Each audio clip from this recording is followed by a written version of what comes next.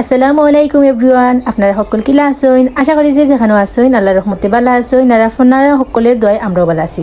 দেখতে দেখতে ফার্স্ট রমজানের আজকে মানে ফার্স্ট সেহেরি, আর ফার্স্ট সেহেরি উপলক্ষে আমি রান্না করছি রামাইশ ভাজি, মাংস, টেঙ্গা আর সাথে আছে সালাদ। তো আপনারা সাথে হয়তো শেয়ার করি আজকে সেহেরিতে কিতা কিতা খাইলাম। আর আশা করি সবারই এবার রমজান ভালো খাটে, সুস্থ খাটে। আর আলহামদুলিল্লাহ আমরাও সবাই ভালো আছি, সুস্থ আছি।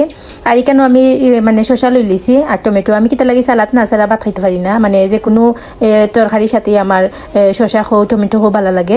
আর এখানে লইলাম রামাইশ ভাজি।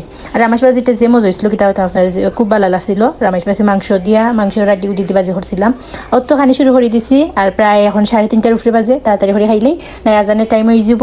অত আজানের টাইম হয়ে যাব। তাই কেন আজকের মতো বিদায় নিমু। আপনারা সবাই ভালো থাকবা, সুস্থ থাকবা। নতুন একটা ভিডিও লিয়ে আইমু। আর যারা এখনো সাবস্ক্রাইব করছেন না প্লিজ সাবস্ক্রাইব করবা আমার চ্যানেলটা আর পাশে থাকবা।